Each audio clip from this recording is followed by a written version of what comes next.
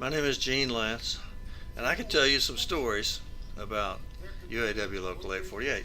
The reason is because I've looked at just about every scrap of paper that the local ever generated.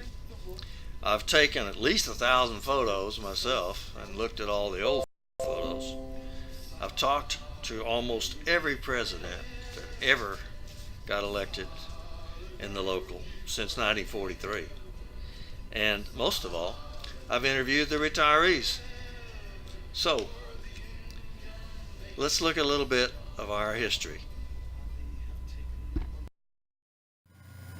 Now, you probably already know that the UAW made a lot of efforts to organize auto industry prior to 1935, but they finally got the name UAW, were part of the AFL, American Federation of Labor, in 1935. Things really started taking off in 1937 when they had the Flint sit-down strike. It was not only a novel way to start a union, a sit-down strike, but we were just a completely novel union anyway, because we didn't just organize the skilled trades. We organized everybody.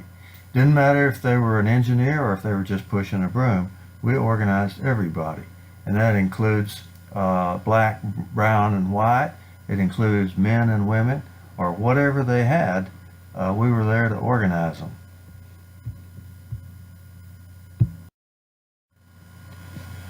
Jack Anderson was a guy that worked at the Ford plant and in East Dallas. Now, they did not get that plant organized until 1941.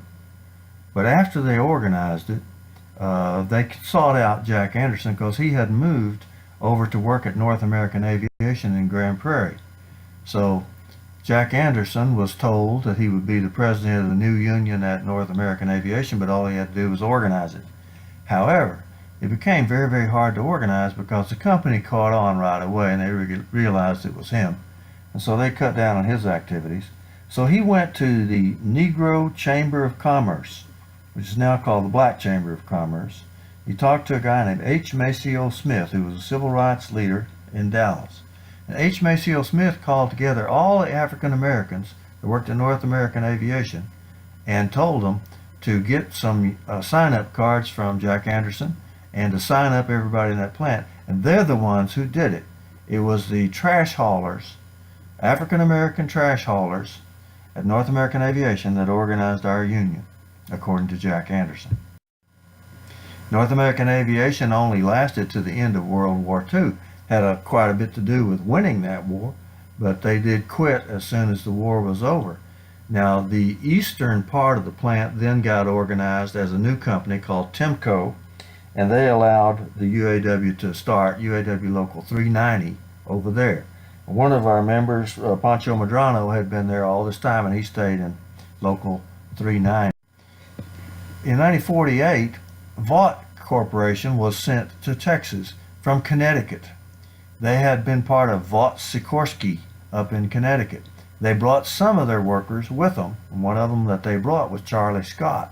So we had another big fight to organize a union. We organized Local 893, and Charley Scott was one of the early presidents of Local 893.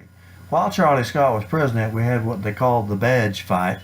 It's kind of a long story, but anyway, we struck them for one day and we ended up winning on the badge fight. We didn't start Local 848, I believe, until 1962. There was a promoter, kind of a flashy guy named Jimmy Ling, who had an electrical company, and he put together his company with Vought and Temco and made Ling Temco Vought with his name on first. They didn't last very long, and they had to incorporate as LTV. And the president at that time of our union was Billy Owens. He's the guy on the picture there on the right. So they put the other union locals together and called it 848. And that, since 1962 is when we started. Now here's some of the presidents that have been presidents of our union since then. There's Carroll Butler on the left, then Frank Inman, B.J. Meeks. You might not have known he had been president, but I think he was president twice, and chairman I don't know how many times. Everett Day and Mike Hall are in that picture. In 1983, our president was Nova Howard. He had been president off and on 2 or 3 times, and he died in office. And the president became Tommy Bates.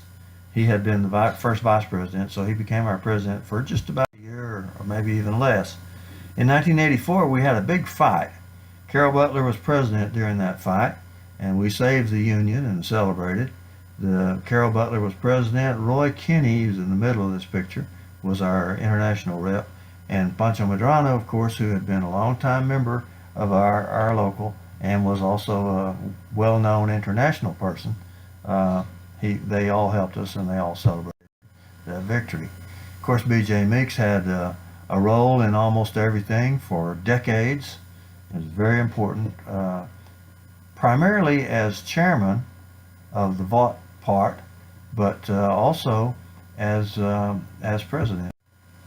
Another president was Reese Gieske, coming out of our plant. Chuck Stanley was president for chairman in this picture as a young man. Now, the final part of this story is that you don't want to mess with the UAW Local 848.